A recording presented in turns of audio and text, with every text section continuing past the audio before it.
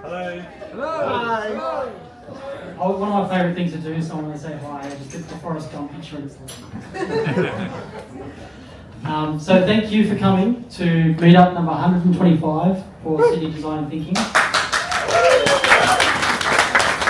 We are always grateful to have a packed room every time we meet up because it wouldn't be a meetup if people didn't come to meet up. So it's the community that drives this. So thank you so much for participating, coming and networking, and listening to some great content from some great speakers. We've got the great pleasure, and I'll introduce Gordon a little bit later, but we've got a really fantastic talk, and I'm really excited about what's going to be shared today, and I'll share a little bit more about that now, or a little bit later.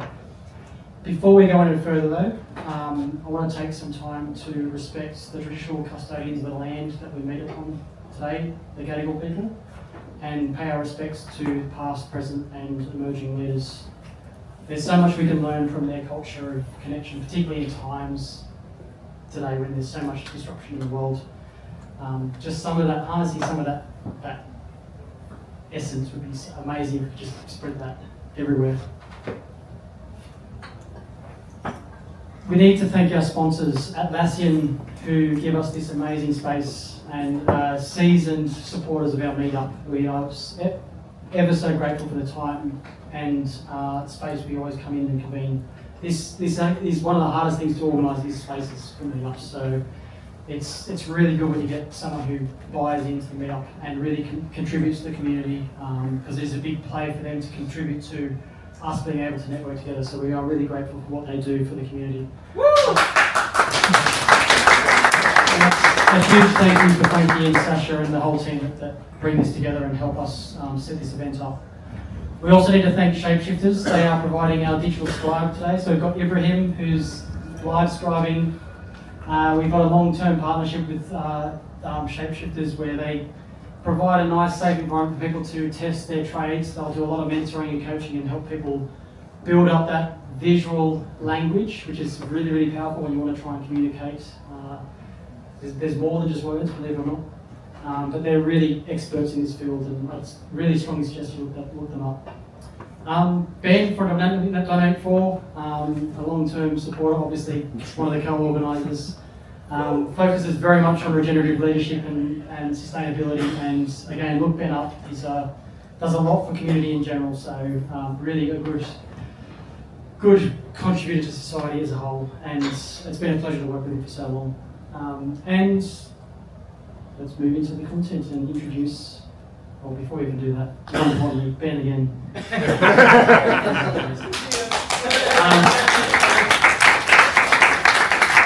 Our other organisers who can't be here today, Kate is off gallivanting around the world.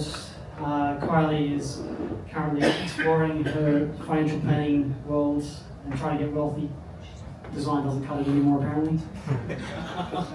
And unfortunately, you've got me as well as one of the organisers. But again, thank you for supporting us and allowing us to bring this together as a community. So, Gordon, I have the great pleasure of knowing Gordon not just in a professional context, in a community context. We've bumped into each other in this forum many times in the ecosystem of design. I also know his cousins who I grew up with at school, so I've got some connections outside of work as well. I won't go into any of those stories. I'll keep it purely professional.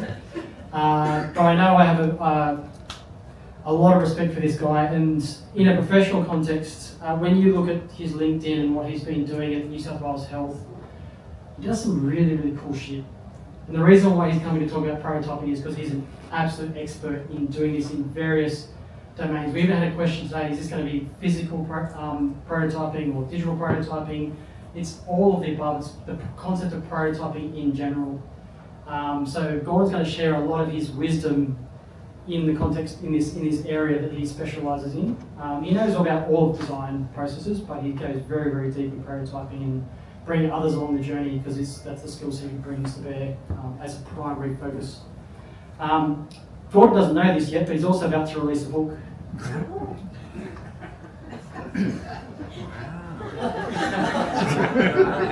I wish I had that here. A lot of the context, when I've been talking to Gordon about what's the talk going to be about, it's really about finding that right level of fidelity. Not too heavy, not too light, but to the just right level of prototyping. That's really a lot of the context of what Gordon's going to be talking about. And some of that is also, when do you prototype, when do you not prototype? He's got such a depth of knowledge and experience in this space, so I'm really looking forward to what you bring and share with the community. So thank you very much, and let's welcome Gordon to the stage. Yeah, thanks, Lucas. And this has been a long journey. Like, presenting isn't my natural place, so we've been talking about this for a while. So bear with me, and I hope you enjoy the journey. So yeah, like Lucas said, my talk's really about finding that right fidelity for prototyping, and how we use prototyping in eHealth, in New South Wales Health. Before we go into that though, maybe just a bit about me. So this isn't an Australian accent, originally from just outside Glasgow, which is where my cousin's family was from originally. So yeah, I followed in their footsteps over here about 15 years ago. And yeah, found my place in Sydney. So yeah, I started my career in print design way back in the early 2000s. No one knew what a website was in those days, but on compliment slips and business cards, if anyone's old enough to remember that, people were getting www. And I going, yeah, I bought this domain, but I don't really know what it is, so do you know? And didn't, but did a bit of research, did a course, found out what that was all about. Yeah, that's really been my journey ever since, like that, self-learning, self-teaching. If you don't know the answer, go out, find something, prototype a little idea. Is this going to work? Am I on the right track here? If it doesn't, check in the bin, start again. If there's something there, keep following it. But yeah, so that journey, that constant learning has always been with me throughout my career. A bit about why I get into healthcare as well. So I have a condition called benign essential tremor, which is why I get the cool Britney Spears mic and not holding one here like this. So yeah, but when I was young, like again, before you could find a lot of stuff online, doctors didn't really know what it was. There certainly wasn't much information you could find. So having that digital connection, like being able to find information online and actually connect to other people around the world who had similar conditions or the same condition, like that was just such an amazing thing, like such a, yeah, entering a new world basically, like, oh, wait a second, I'm not alone. And like, through working in healthcare, I've heard so many of those stories where people connect and find communities and find support online. So that was something that always really mattered to me as well. And the other moment was like working as a developer on an app for HealthRite that has a symptom checker on it. We got feedback from someone who had some chest pain. He'd used the app, it told him to go to ED. He showed it to his wife said, well, you better do what the app says, and went to ED. 2 hours later, he had a stent in his heart. So, and he sent us like that story, and yeah, that was just one of those moments. It's like, oh, holy shit! Like some code I wrote, like something I designed, actually helped someone. Like I'm never going to be a doctor, I'm never going to be a surgeon, but like being able to have that impact through digital health tools. Yeah, it was a bit of a kind of life-changing moment as well. So yeah, that's a bit of my story and how I started prototyping and where I get into it. Like I said, I've always been a bit of a self-taught, a bit of a learner. But there was a talk by a guy called Leslie Barry who had this concept of prototyping. And that was around running like lots of tiny little experiments, as many as you can, as early as you can, and really just trying to learn from them. Like it could just be an answer to one thing. It could just be you do a Facebook ad and do 20 people click on it. And you get nothing else, it just goes to a landing page, but that tells you enough that, hey, maybe like there's an interest from this demographic or this market. So he did a lot of work with Alberto Saviola, and I really recommend that book, The Right It, that Alberto wrote. It really goes into a lot of those concepts. Another one was with Health Direct as well. So working, where the app actually came from was code freeze before Christmas. There was 1 week before like Christmas break. And yeah, we've been talking about an app and had an idea, okay, let's just try and build a quick prototype and deploy it to a phone. So within a week, I was able to kind of connect things up, have an app running on a phone, and it was literally a kind of 5-minute pitch to my product manager and our CTO, and then it got greenlit. Like it was like, yep, this is what we want. You get 9 months after we come back after Christmas. Here's like 5 people. And then again, it was another holy shit moment. Like, oh, now I did go from an idea to now I've got a team, and I actually need to deliver on this thing and like build a real thing from this prototype. But yeah, like very, yeah, it really opens up again the strength of prototype and the strength of that one good idea and really pitching it to the right people. So yeah.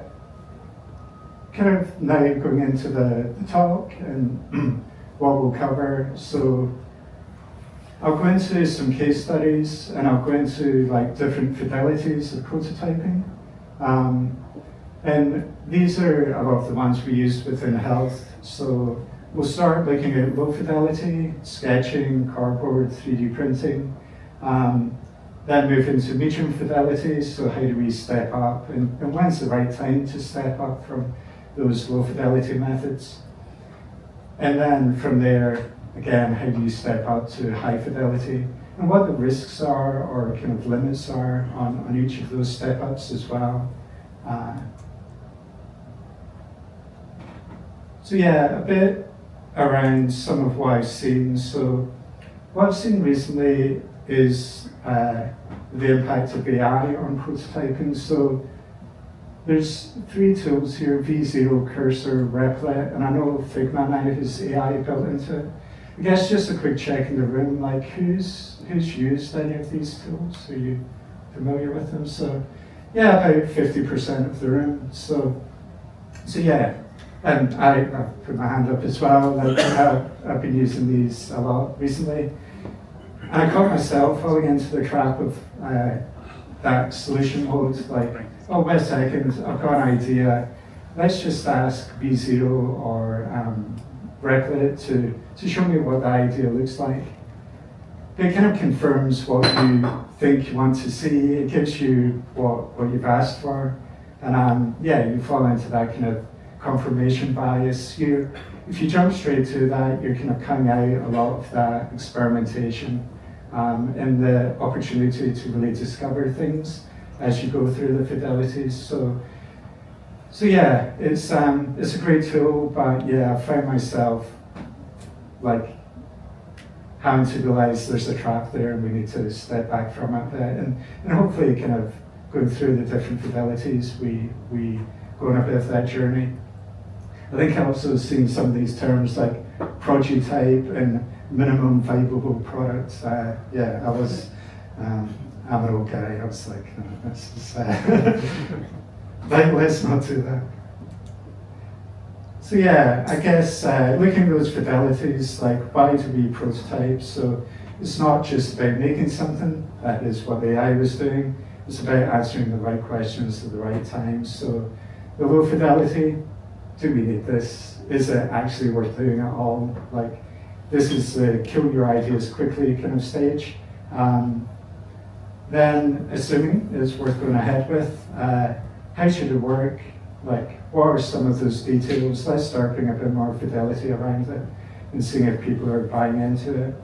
And then the high fidelity, like, how's it actually going to work in the real world environment, and how are we going to build it? Is it viable? Is it feasible to build this? And really get into those details at that point. And I'll talk about like some of the physical ones we do.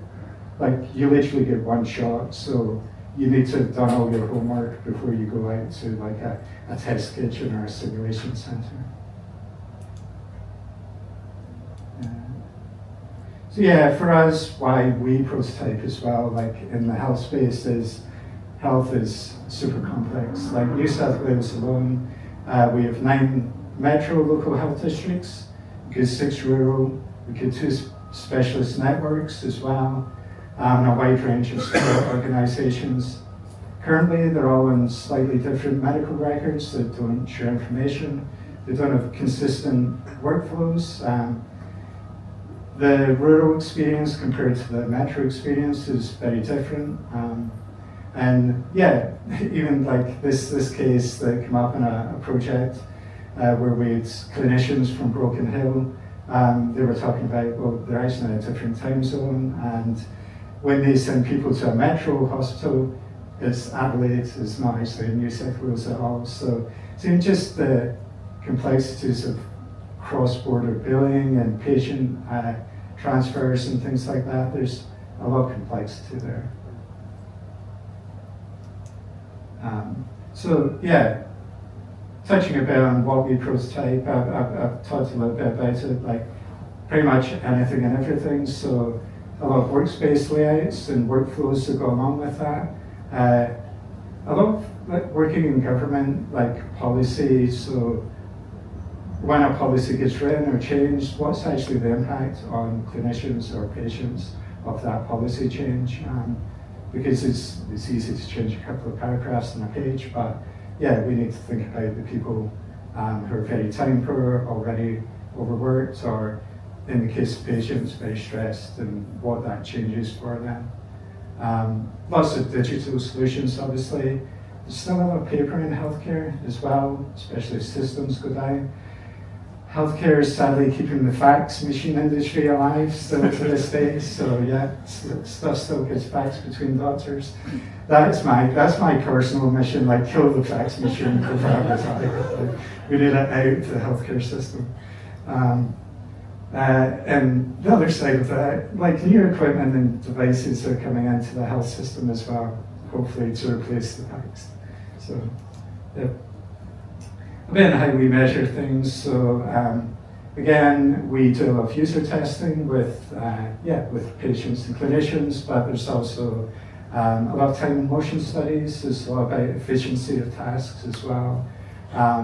Work health and safety for our clinicians and our patients, and that's not just in the clinical floors. There's often like so many parts of a hospital where all the meals get prepared, the kitchen. And yeah, like all throughout the facility, there's just so many different areas that we need to consider this all in. The change managers that really help drive that adoption, clinical specialists. We often use eye tracking as well. It's a very data-driven kind of organization as well, and government is often that as well. So the more data we can have to go along with what we hear really helps back up a lot of what we do. So yeah, moving from that just into some of the methods we use. And please, if there's any questions or like anything you want me to jump into a bit, like feel free to jump in. We'll also do questions at the end. Yeah, so like I said, what do we do with low fidelity prototyping? And it's really around, is this a problem worth solving? Should we focus our time and effort on this? There are many problems throughout, I would guess, like every business that you've all worked in. So yeah, is this one that we should spend our time on right now, at this moment? So let's define who are our users. What could we build? This is the time to go wide and think about as many different solutions as possible, and then which one of those ideas have the best chance of success. How do we validate and challenge any of those assumptions? And ultimately, we talk about it as like de-risking the investment. So it's like, is this the right thing at this time, or should we look at something else? One of the main methodologies we use for this is the Google Ventures 5-day design sprint. Got the book here. Who here's done a design sprint, or at least read the book? About a third. So yeah, and I mean, it can be overused. Like I've seen people just throw design sprints at everything, but used well and used early, we find they're pretty much invaluable just to get people together. Again, we're often limited with the amount of time we can get clinicians and people away from their 9-to-5 health jobs into a space. So being able to kind of condense things into a sprint really helps for us. So for those who haven't read the book or been in a sprint, it's 5 days, very intense. Day one, you map and discover. So you look at who your users are, goals, risks. You do a high-level journey map, and then you pick a target. Day two, you come up with as many ideas as possible to kind of solve that challenge that you picked on day one. Day three, you look at, okay, how are we going to prototype and test a couple of these ideas? And you pick, obviously, those one or two ideas. Day four, you prototype. Day five, you test. So in terms of rapid prototyping, it's the full thing in 1 week. Yeah, we've really found this to help us get to that, like, is this worth doing, to be able to de-risk things super quickly. So again, into the actual methods themselves. Method one, I would guess everyone in the room has probably done at some point. So just sketching and people prototypes, like we use it all the time. Super low barrier to entry, anyone can sketch. Like we have clinicians and a whole range of people in the sprints, and everyone says they can't draw, but they can sketch. They can draw boxes, squiggles, circles. And it's just that visual way to get across ideas super quickly. Like even there, like New South Wales Health, you can see you get Sawarata, you get like the branding and everything that goes along with it. And yeah, just in terms of being able to generate even a backlog of ideas, we find it really good. The case study I'll talk about here, so in our sprints we do a lot of storyboarding to go along with the ideas. So this one was actually for RPA virtual, and it was around, they've got a virtual rehab unit. So this was one of those problems around workflow and space. They had a very limited amount of space, and the way they divvied it up was, well, we all got one desk, and we got a camera, and we got a laptop, and it's just like any other office. Except in that office you had physios, you had speech pathologists, and you had occupational therapists. The two spectrums there are physios want to have a mat like this and be doing exercises and have a camera that can see them on the floor and standing. And they want to be a bit noisy and like giving instructions to the person on the other side. Meanwhile, a speech pathologist wants like control over doing voice exercises with their clients and really being able to control things. So it was around, there's no more space for these clinicians. How do we get them into a space together? So they come out and we really kind of worked through that in a sprint. We did obviously prototyping after this. This was a great example of them being able to tell the story and really kind of sketch different ideas, like having the sound pod where the speech pathologist could work from, especially when they were on consults. Having things like cameras on a gimbal, like the one over there, where it could be positioned to look down or actually follow the physios. They were doing different exercises. So just from this, I'm sure we've all sketched digital interfaces. I really like this one because of sketching out their experience and the different solutions for that as well. So then going from that, and this was another method we used for that group, and that's cardboard prototypes. So for one-to-one workspace design, we use this quite a lot. And really some of the primary reasons are like that flexibility, just to be able to pick things up, move them around, but also we saw a lot clinicians, even the change managers and people in the wards, they can read plans, like architects and builders read plans. So what we did was be able to tape out one-to-one scale on the floor, the plan, and then use cardboard kind of built to the size of the equipment to prototype different layouts. And really bring it to life for the clinicians. Like something I worried about the first time I did this was, are they going to be able to look at this cardboard box and see an oven or see, in one case, it's pathology machines? And they could see it better than I could because they knew what the real thing looked like. I had no idea what the real thing looks like. So to me, it was a cardboard box, but to them, they were able to make that logic jump.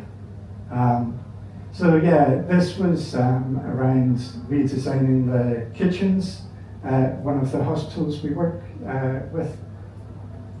And there was new legislation coming in around organic waste, food waste, and this is an example of that, like a new policy coming in and the impact it then has. It was different cleaning methods when the trays come back down, okay, they need to go through a different process. It was then also one more bin in a very limited space they had. So it seems like a small thing, but actually it has a huge impact on their workflow. And it's all about efficiency there. Like there's hundreds of meals going out per like breakfast, lunch, and dinner. And you get the time in between where you need to clean and then prepare for the next one. So any of that loss of efficiency has a huge risk. And it's like a health risk as well. Like if people don't get the food they want, if they don't get fed, then there's a clinical health risk there.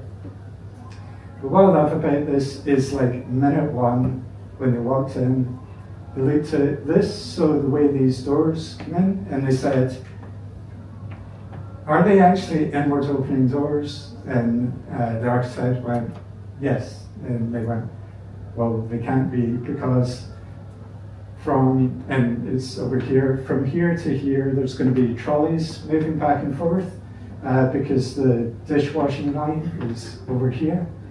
And there's going to be people coming through those doors with trolleys. So if the doors are opening and then suddenly they're barreling straight into trolleys coming across, then you have a big trolley pile up, and yeah, it's not a good scene. So that was minute one. We'd already caught something that was on the plans, like that everyone had looked at, but seeing it actually in the laid out one-to-one scale, we're like, no, it needs to be sliding doors, so it needs to be a roller door that you open and close at the end of every shift. So just, yeah, to me, again, like the beauty of being able to do this. And there was various points of this where there was comments like, oh, it looked bigger in the plans, or are you sure all that equipment's going to fit in that space? And again, just being able to put the cardboard boxes in there and go, I mean, there's not much leeway, but it fits, like, yeah, and give them that comfort. Really helped, and really kind of, again, made sure that we're focusing on the right things to solve. Sorry, yeah. I'm just interested to know how you captured all the feedback. Were you videoing it? Someone was taking notes, or do you re-prototype at the moment? Yeah, so we take a lot of notes, we take a lot of photos. You've kind of sent me out perfectly for my next slide because that does show that. This was part of it, so actually we had a little DJI drone that we could throw up and take shots like this. and then put it into 360 software. We use Killa, there's various different ones, and tag the different bits of equipment. So it's then when they went from like this cardboard to like a test kitchen, or recreating it in Unity for VR, then they knew what each cardboard box represented, and they were able to recreate that in those environments. So yeah, that was one thing we did. The other was this. So if you've ever done a virtual tour of like a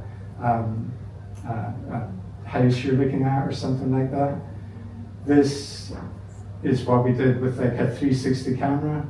So we'd place it at different points around, and then load it into like a virtual tour software, where then they were able to play that back to other stakeholder groups, or share with a much wider group. We could only usually get like 15 to 20 people on site. Sometimes these teams had hundreds of members in them across the different skill sets. So yeah, being able to share it this way and have people walk through it. You could also do this in a VR headset. The camera we had could capture it in 3D. Yeah. And Gordon, can I ask about the team, because you use the word we a lot. I was interested to know, like, are you using like the kind of trio method, like where you have, say, someone like yourself as a product designer, and then you'll have, say, an engineer, and then you might have, say, a project manager as well? Are you using that kind of like collaborative approach? Yeah, definitely. Like, we were the facilitators, we had the space, and I guess the knowledge about laying out the plans and getting all the cardboards in place and ordered and all that side of things, and how to facilitate the things. But it was really about bringing usually the architects, the vendors, and the clinicians together.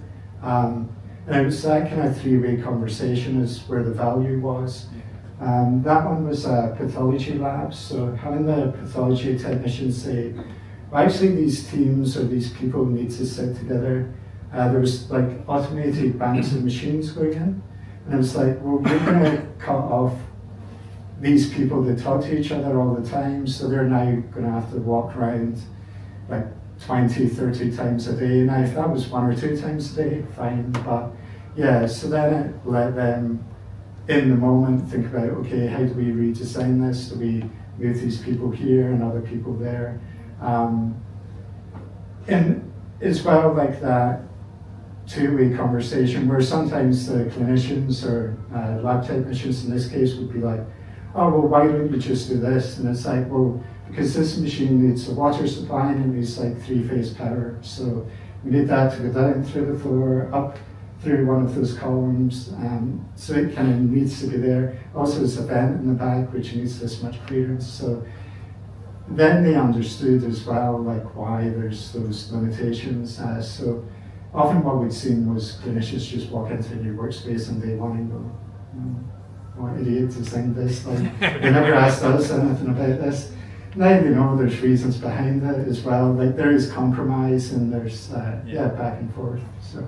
Do the architects have any design thinking processes like this themselves to like anticipate problems like that?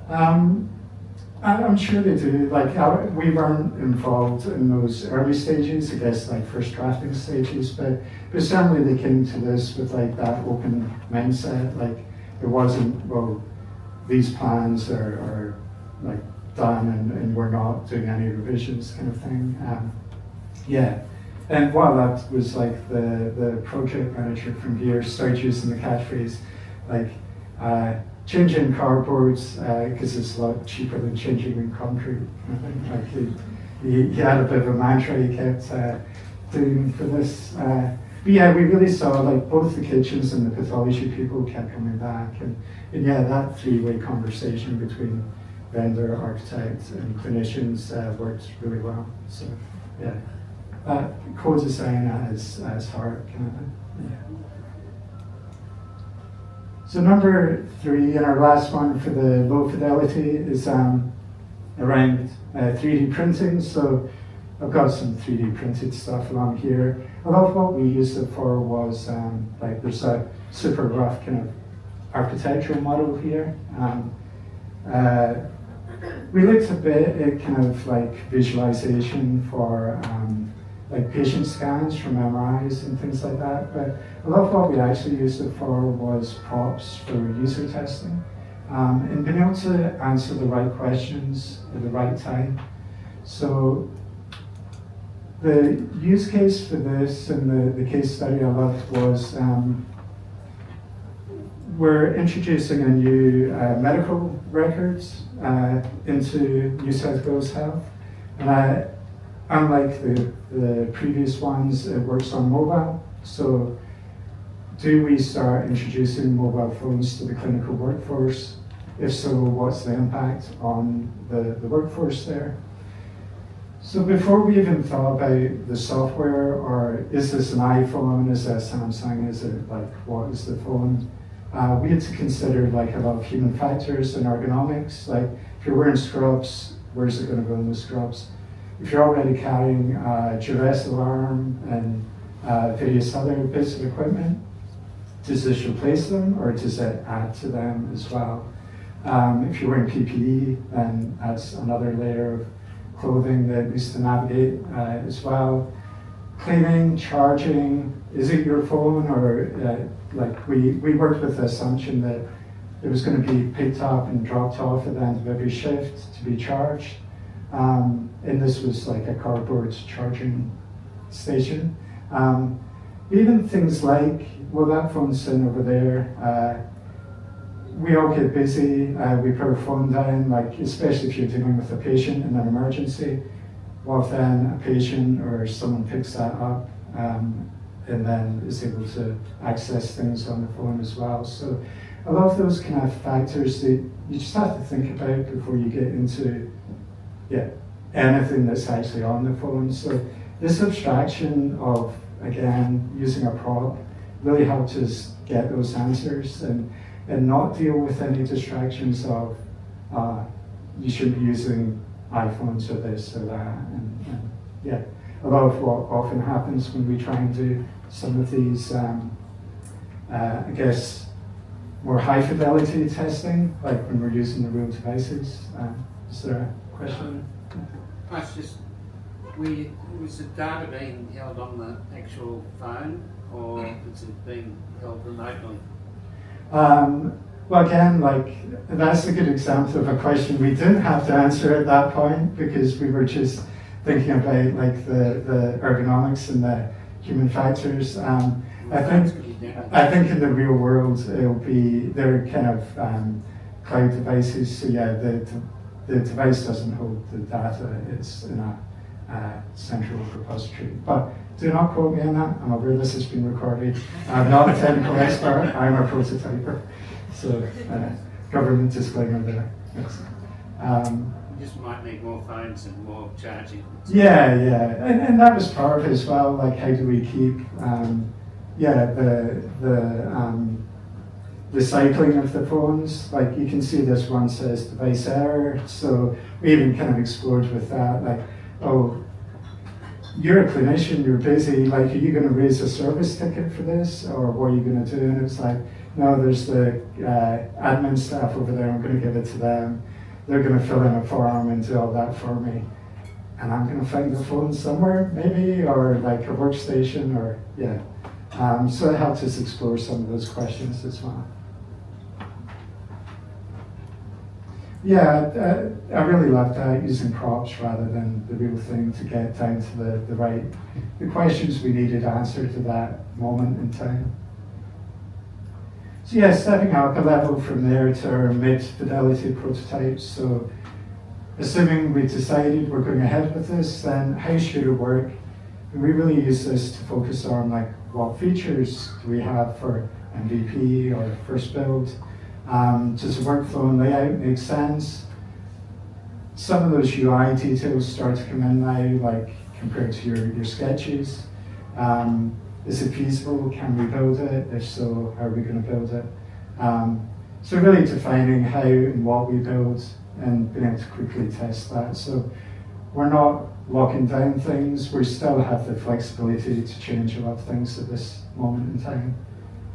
So again, starting with the one I'm sure pretty much everyone here has experience with. If you've done some digital design, been able to do mock-ups and Figma prototypes, so really flexible across websites, apps, everything. The details matter, but you still with the flexibility to change a lot at that point. And it really just helps get that extra level of confidence building on the sketching before. Again, like taking a bit of a health slant on this, the case study I'll talk about wasn't a digital interface. It was something that would ultimately end up in the electronic medical records as a digital interface. But what this was is for patients that have an at-risk airway, which means you've had an operation in your nasal passage, in your throat, or like down in your voice box kind of level. And there's a lot of risk around those, especially around feeding or breathing and like rapid response if anything goes wrong. And what they found was there just wasn't a quick way to see that risk level at the patient bedside. It was in the clinical notes, but in an emergency, like the seconds count, so just having a really quick reference guide really mattered. So this got designed and rolled out. It took like 6 months to design this because, again, the details matter in a clinical workspace. So it was around the illustration, the clarity, the fidelity. And ultimately, they couldn't find anything stock, so they had to like commission an illustrator to create it for them. And we went through like quite a few different versions of that. Around the different gradings, around color, we did a pilot, and then we found almost 80% of the wards didn't have color printers. So then, just making sure it worked in black and white, and there wasn't any risk there, which, thankfully there wasn't.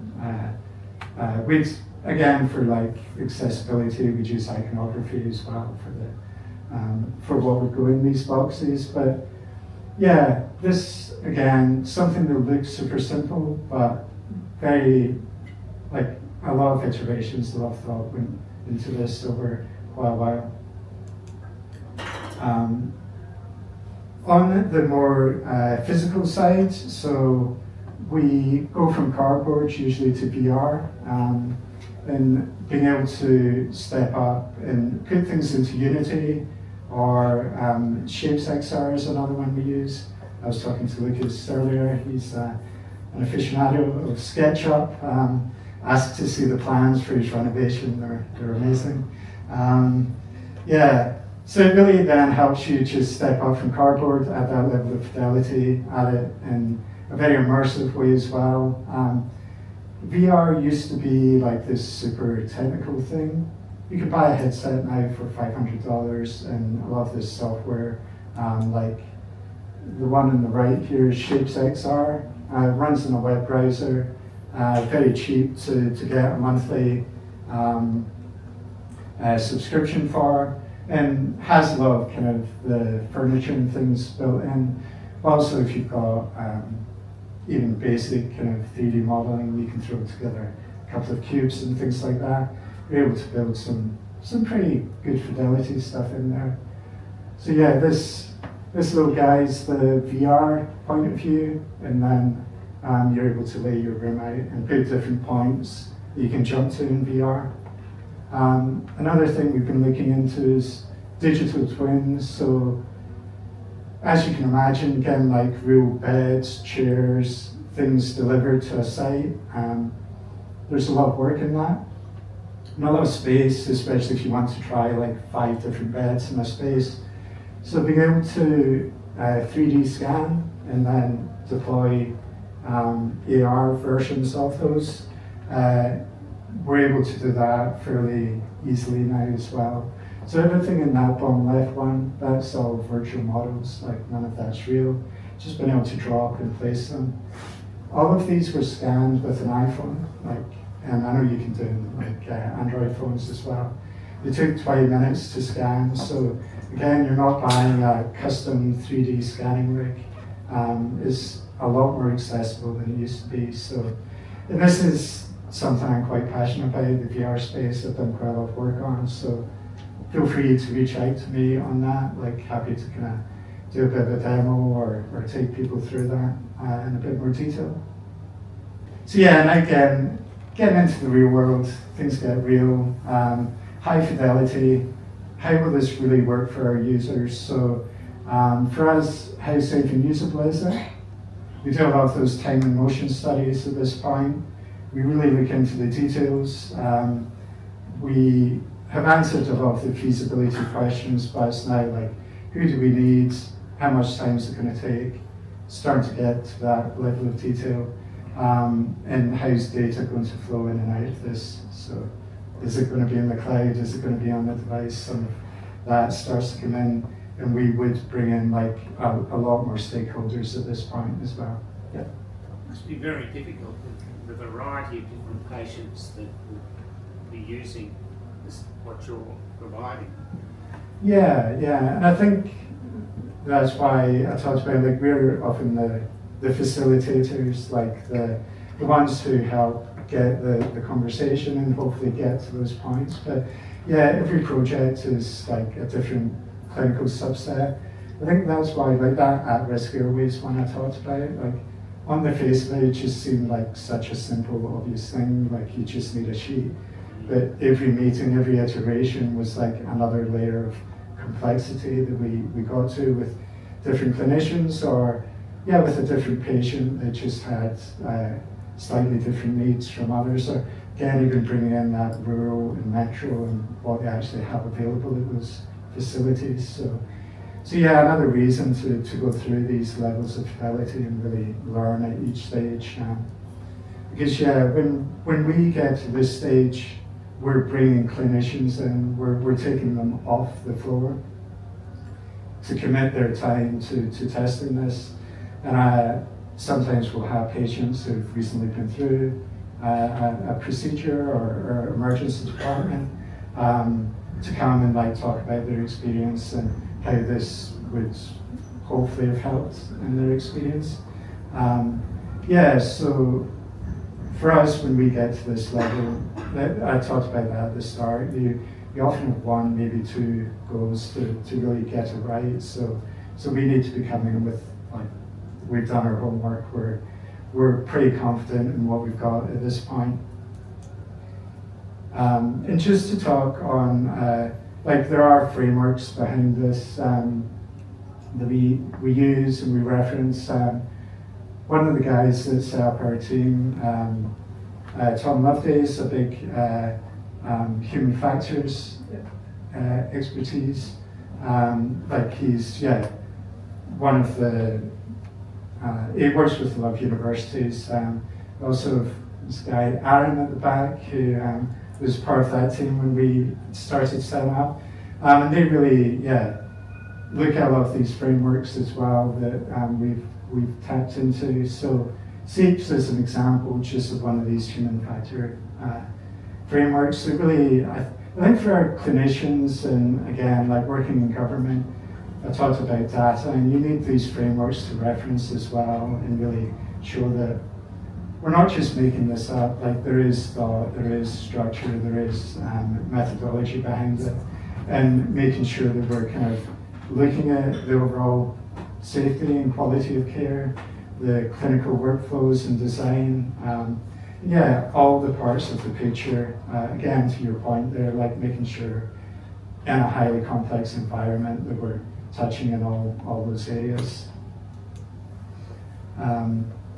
This is where for digital solutions, we'll often now get into more recently using V0 and being able to put our Figma prototypes into that and get a level of functionality. Usually mocked data, always mocked data, but sometimes real integration, sometimes just mocked locally, but highly functional at this point. very reflective of how we work in the real world.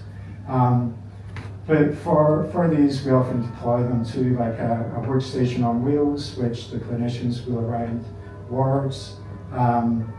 We will test it as close to kind of real environment as we can. Yeah, we really want to make sure it's fit for purpose. So by the end of this, it usually starts out version 1, functional prototype, and then by the end of it, it's really where the technical people and the business people can write the requirements from. So it becomes that asset for the business as well. And for the clinical side, this is, yeah, our one shot. Like we get a test kitchen or a simulation center, we get the clinicians out, and we recreate it using the layouts I showed before, and people are able to walk through it. And there's literally people with stopwatches, making sure that time and motion, efficiency. But we also saw like there was one design that was super efficient, but it was literally turning people into robots. There was like 10 people, you did one thing, you did one thing, you did one thing. And the health and safety and the efficiency people actually called out, people are going to get bored. Like we've tested this for 20 minutes, and you can see people already falling off. Like if you're doing this 8 hours a day, you're just like repetitive strain, but also repetitive brain. You're just gonna zone out and probably quit within like 2 weeks, or yeah, just there's no satisfaction in it. So it was interesting, like that lens comes in at that point as well. That was one of those rare cases where we had to go, yeah. When we tested this in cardboard, it was in VR, it was super efficient, but now we're seeing in the real world, it's a bit too efficient, it's a bit too, like it won't work in the real world, so we do need to look in that second session. Oh, just a quick observation I was going to ask about this process. Has there been any talk about introducing AI into this? Like in regards to, I mean, if you've got someone walking around with a stop clock, you know, like that's pretty manual. Yeah. You know, is there any way that you can introduce AI into a process like this to kind of like, you know, then people could just sort of like forget someone's there and just go around and sort of act like they would normally. Yeah, I mean, it's not something we've looked at, but yeah, is the use cases for AI expand, and I guess like cameras are hooked into that, then yeah, I'm sure there's things we can explore there. What we wouldn't get is like the AI probably wouldn't tell us this person's going to get bored doing this, or all these people are going to get bored doing this super repetitive task. So yeah, we'd still miss out some of that like very important human element to it. So yeah, I think maybe for the time and motion, like being able to capture that and get some insights from that, like we do with eye tracking. There's possibly something there. Aaron? Just in response to that question, I don't want to hijack all this. Yeah. When we did the first design sprint that Gordon referenced as well, they did a proper time and motion study looking at task time and communication at Sydney Local Health District, and you would just miss the context, right? Because they were trying to time communication tasks, and AI can't hear what people are asking for and why, and the emotion behind it, right? So AI can time, you know, a request potentially, people put up to cameras, but you lose that context, which is really critical.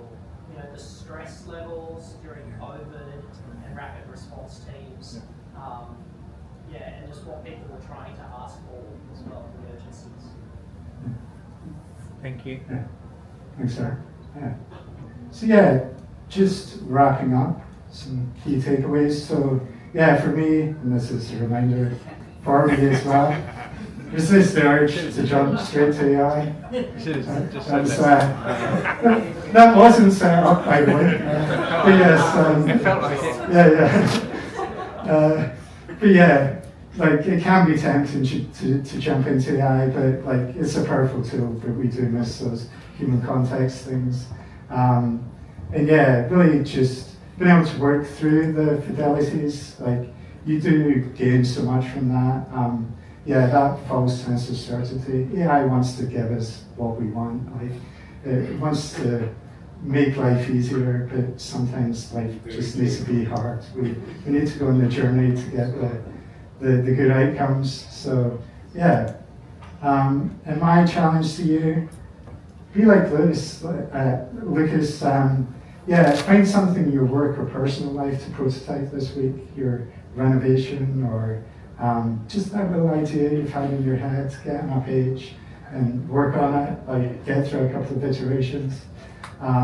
Yeah, like I've done it for our spare room, like it was, we've got family coming out later in the year, and so it's a sofa bed and like this and that going to fit in there, so just super quick 3D model, move things around, got the measurements from IKEA, and yeah, was able to prototype something up really quickly. And yeah, still have my study, my workspace, but space for the family to move in for a couple of months. So yeah, so that's me. And yeah, please keep in touch. Add me on LinkedIn. And yeah.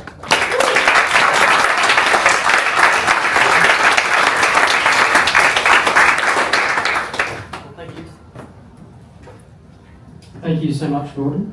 It was very insightful, and I love the way you build from low, medium to high. So it's really telling your story.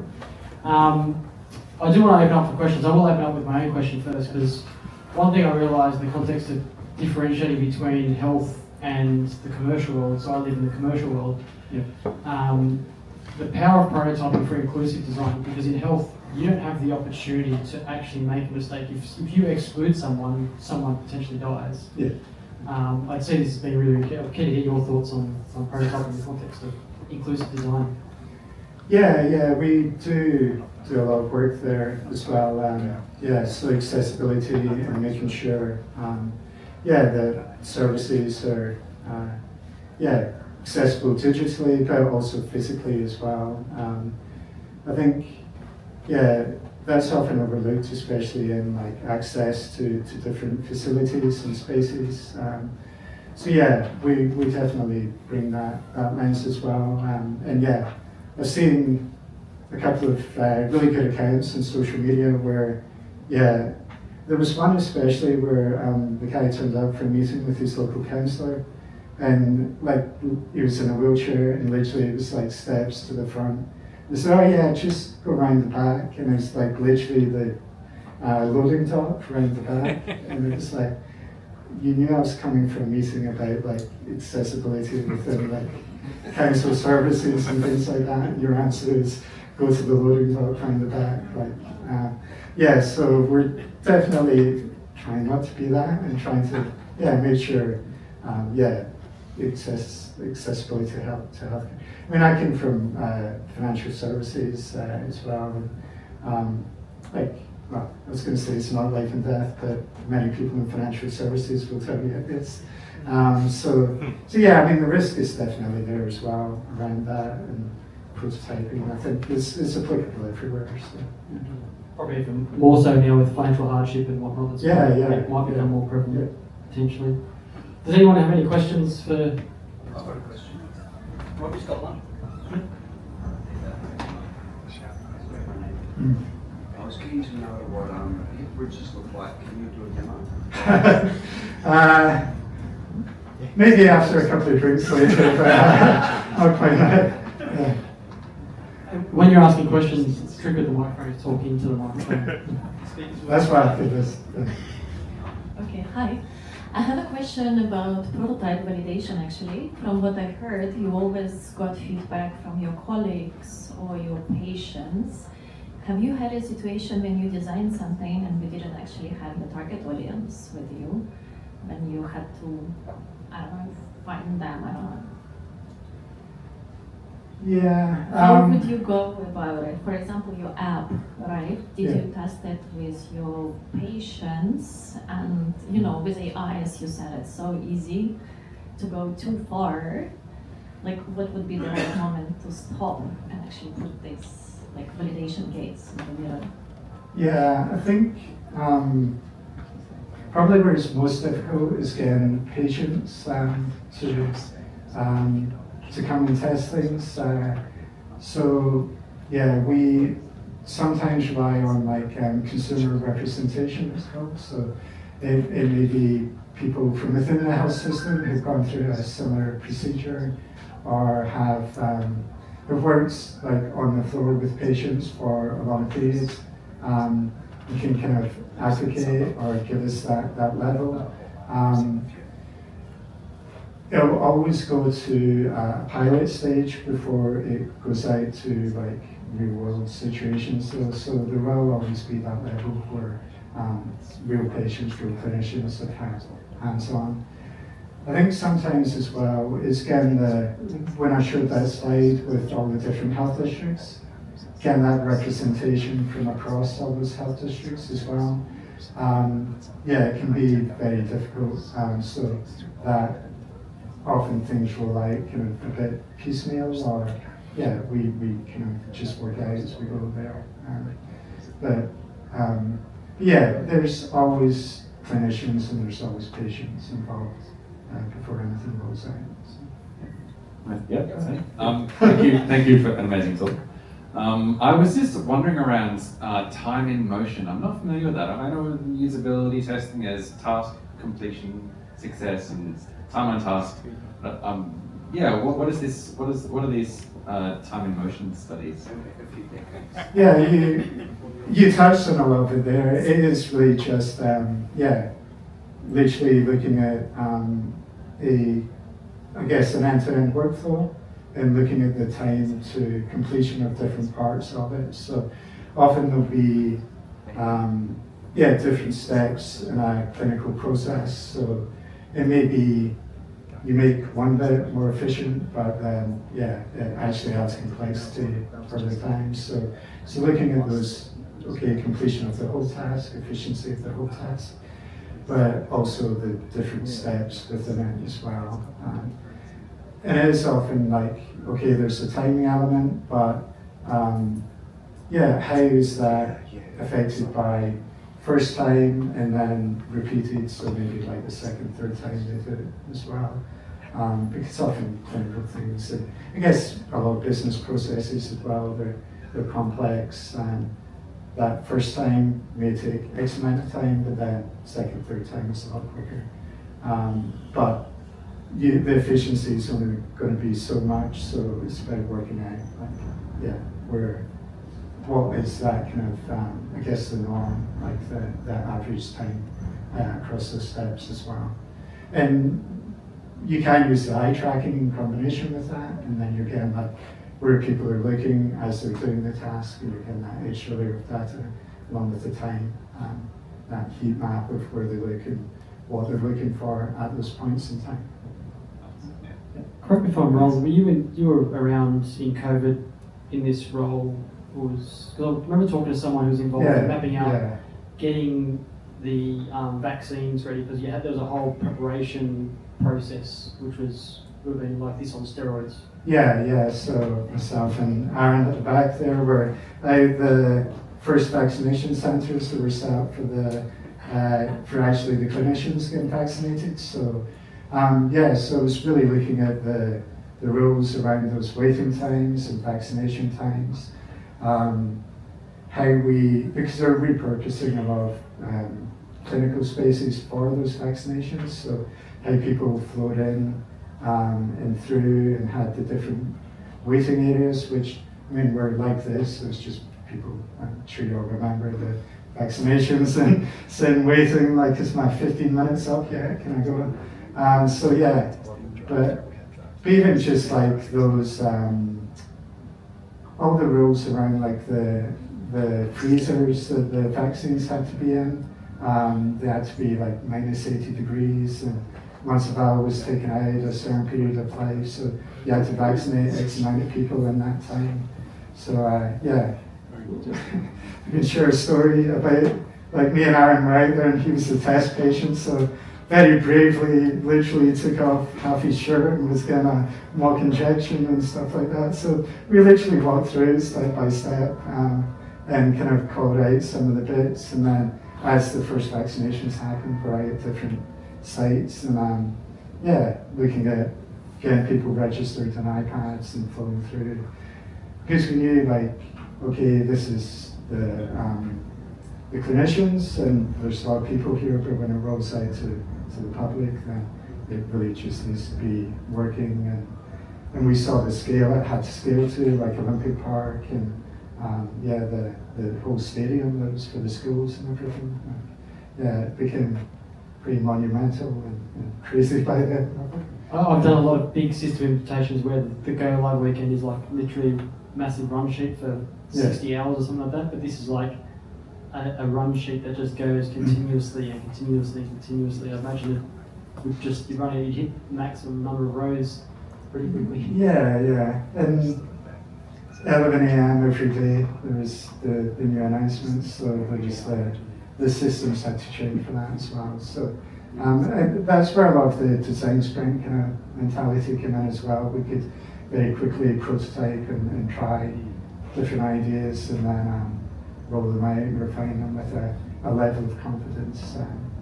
Because it just had to move that quickly. And thank you for that, by the way.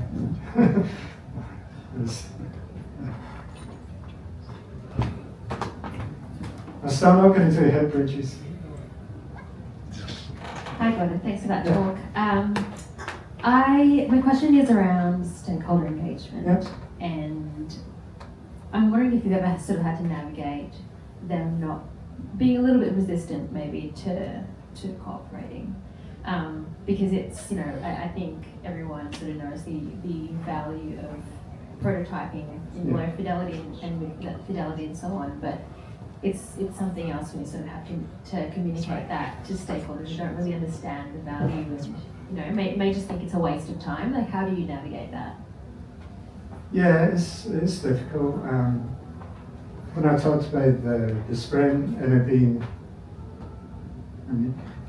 3 days, it's often like, actually 3 days is a huge amount of time to get a clinician or someone in a clinical role freed up 3 days in a row. So we just had to be kind of really good around the return on investment. So like, I think to some of those, like the COVID work, we were able to prove a certain level of value there through the work we did, and we did some work around like infection control before that as well, just as COVID was coming out. So we were able to kind of show some of the return on investment, how we were able to prototype and develop things quickly. Even now, it's a conversation we have for every project. And it is like, I usually go with a bit of an options paper, like we can do sharp, like go through our levels of prototyping, and this may take 6 weeks to 2 months to get us from 0 to a fairly good fidelity. And then your build team, development team is able to get going. Or we can go through like working groups and committees, which other projects go through. They meet every 2 weeks for a couple of hours. It's a huge group of stakeholders, and things move like one decision at a time. And often one decision takes like 2 or 3 of those group meetings to go through.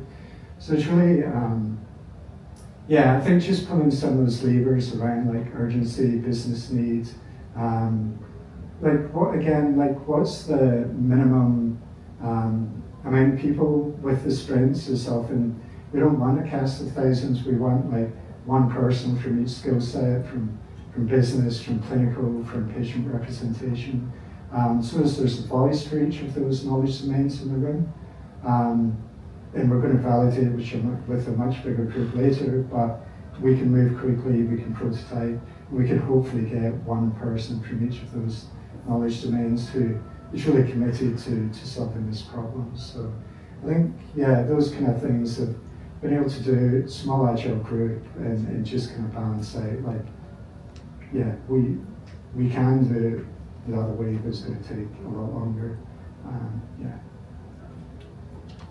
Actually, a bit of a funny story I'll add to that is I did a consulting work with a Victorian government agency a while back, and the talk we used to use, I sort of introduced it in the sense that it was done with a bit of humour. It's like, if we don't do the testing, is this likely to end up being on a current affair?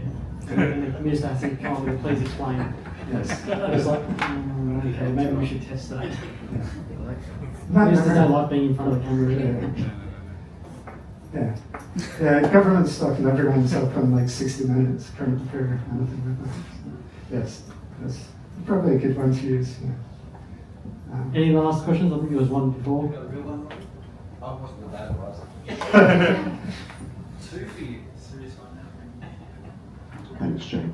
I wasn't quite sure how to use a microphone, so I just had to make sure.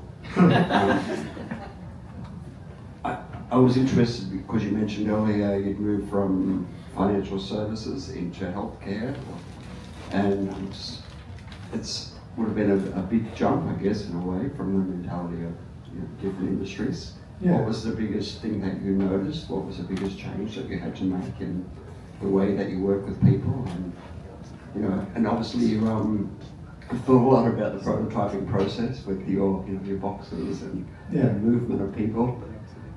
Moving from sort of like, I guess, was more technology into a more people-focused thing. What was the biggest thing that you had to deal with?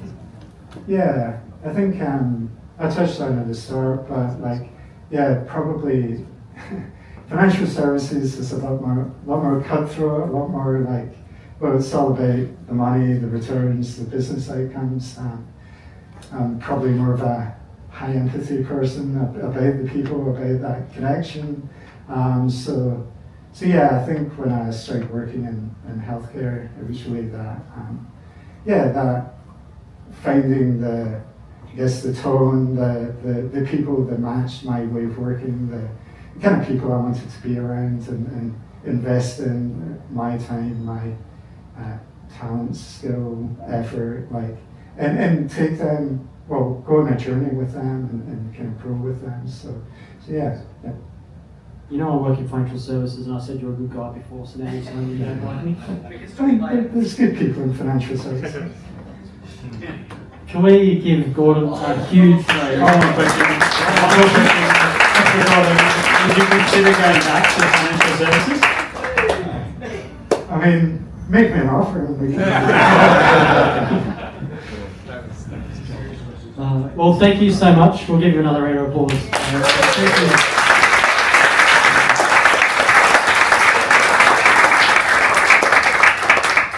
So thank you, everybody. Next month, we haven't got the next month's slide yet. We haven't. We've got a venue though, isn't it? There's a surprise coming. Surprise is coming. And then June is our 11th birthday, so two surprises. Wow. Two surprises. Stay tuned. Leonard's birthday, so yeah, time for enough celebrating. There'll be more celebrations at the pub. Just going back to just the price slide, just very quickly. I've seen. Will be. Gordon will be doing book signings at the pub. We'll be at the Oxford Hall for anyone who wants to keep the conversation going, a little bit more lighthearted and dispersed. But most of the magic happen on the evening happens in the pub. So those that can make it, please join us. Those that can't, we hopefully will see you next month. And again, thank you for coming. Thank you to our sponsors and farewell. Thank you.